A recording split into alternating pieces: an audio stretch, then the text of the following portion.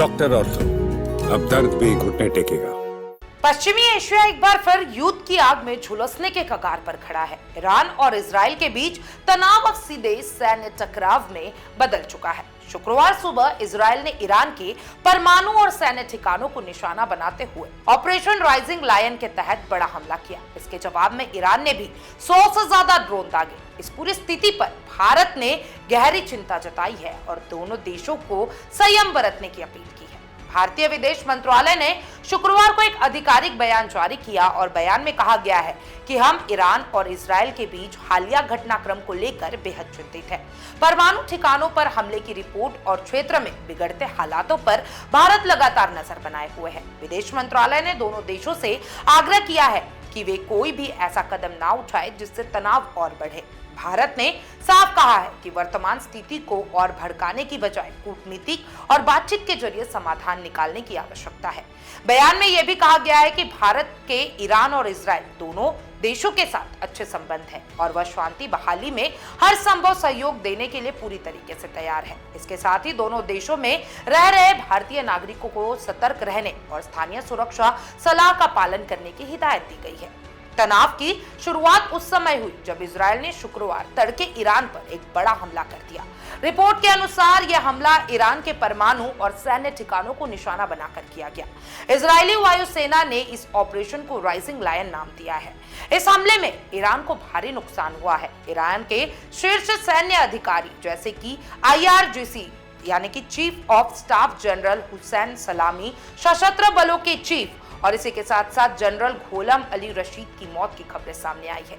इसके अलावा 2 परमाणु वैज्ञानिकों के भी मारे जाने की खबर की पुष्टि हुई है। इजराइल लंबे समय से ईरान के परमाणु कार्यक्रम का विरोध करता आया है। उसका आरोप है कि ईरान गुप्त रूप से परमाणु हथियार बना रहा है और यह पूरे क्षेत्र की शांति के लिए खतरा है। इस हमले को उसी रणनीति का हिस्सा माना जा रहा है। इजराइल के उस हमले के जवाब में ईरान ने भी आक्रामक रुख अपनाया और देर न करते हुए इजराइल पर पलटवार कर दिया। ईरानी रक्षा मंत्रालय ने दावा किया है कि उन्होंने 100 से ज्यादा ड्रोन इजराइल की ओर लॉन्च किया। इस ड्रोन हमले से इजराइल के कई इलाकों में हवाई हमले के सायरन बजे और नागरिकों को बंकरों में शरण लेना पड़ा। ईरान पहले भी यह स्पष्ट कर चुका था कि अगर उस पर हमला होता है तो वो जवाबी कार्रवाई करने में पीछे नहीं हटेगा। अब यही स्थिति सामने आई है जहां दोनों देशों के बीच सीधा सैन्य संघर्ष शुरू हो चुका है। इस बढ़ते युद्ध के हालात ने वैश्विक स्तर पर चिंता बढ़ा दी है।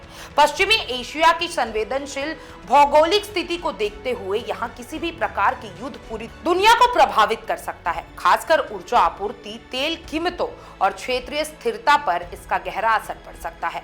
भारत ने संयम और कूटनीतिक की अपील करते हुए ये भी कहा कि वह क्षेत्रीय शांति बनाए रखने के लिए हर संभव प्रयास को समर्थन देगा। भारत के लिए यह संकट इसलिए भी अहम है क्योंकि दोनों देशों में भारतीय नागरिकों की एक बड़ी संख्या रहती है और खड़ी क्षेत्र भारत के व्यापार और ऊर्जा जरूरतों के लिए बहुत महत्वपूर्ण है। भारतीय दूतावासों की ओर से ईरान और इजराइल में रह रहे भारतीय नागरिकों को सलाह दी गई है कि वे सतर्क रहें और अनावश्यक यात्रा से बचें और स्थानीय प्रशासन की ओर से दी जा रही सुरक्षा चेतावनी का पालन करें। विदेश मंत्रालय ने कहा कि दोनों देशों में रह रहे भारतीयों के साथ लगातार संपर्क बनाए रखा जा रहा है।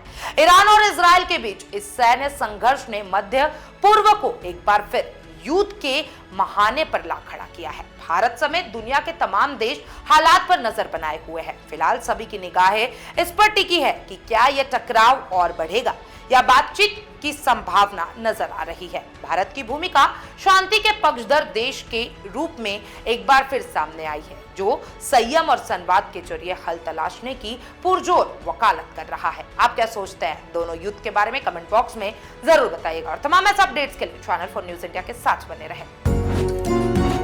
डॉक्टर ऑर्थो, अब दर्द भी घुटने टेकेगा।